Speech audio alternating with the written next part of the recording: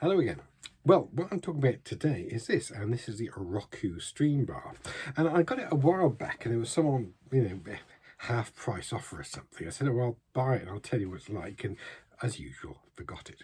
Okay, so what is it? Well, it's kind of a sort of a mixture of a Roku streamer and a sound bar. And as you can see, it's quite a sort of a diddly thing.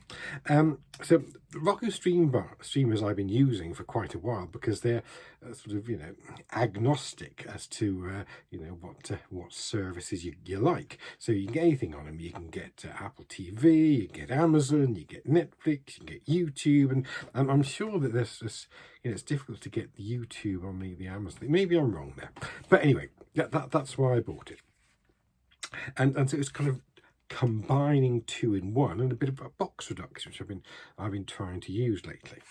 So I say it's a dinky little thing. Now apparently in here there are 4 1.9-inch full range drivers, and look at it, I imagine 2 go front ways and 2 go out sideways to give a kind of, well, aiming for an impression of space.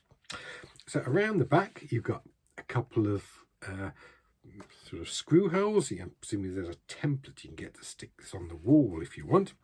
You've got power in out, there's an optical in out, there's a HDMI socket, and that's HDMI 2.0A, so that's ARC.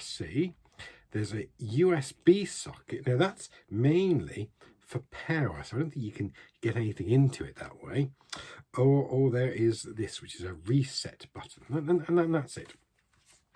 Having said that, the fact that you can't get anything into by USB isn't really a problem, because you can get all sorts of other things. You can get, AirPlay, you can get all that sort of stuff. So that's fine. Okay. So what's it like? Well, I've been quite impressed with it. I've really been enjoying it. It has, I suppose, if you're going to buy this expecting room-shattering bass to play your hip-hop videos, you're probably going to be disappointed, frankly. What you do get, though, is quite a bit of oomph to it. I've got an average size room with a TV. It may be slightly smaller than average, but not a diddly room. And usually have it on about 40% of the maximum. That seems to be about it. What you don't get, though, is a great sense of spread, I think, beyond the sort of the TV. You don't get kind of surround sound. I don't know if when you go to the cinema and they have those Dolby adverts at the start, where the sound goes round and this sort of thing.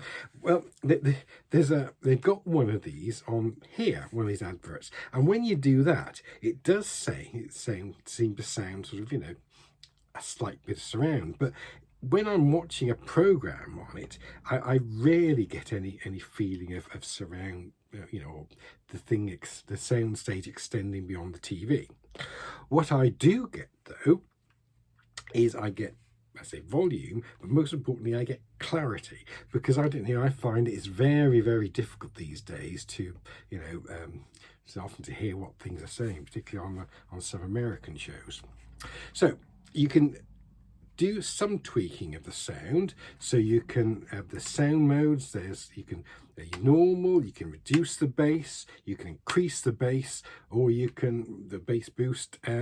But on the whole, I find normal's better. There's also a speech clarity settings, so you can do off, low, or high, and I've left that off. And there's volume modes where you can kind of level it, so which I think so the adverts don't get louder. And there's a night mode.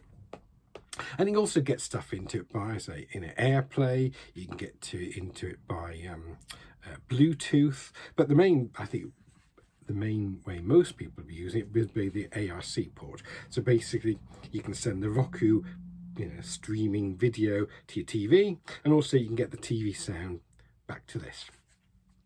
So overall, there it is. I've been quite pleased with it. I've been using it quite a bit. It's certainly knocked down my box count quite considerably, and I'm very pleased with the thing. Thanks for watching.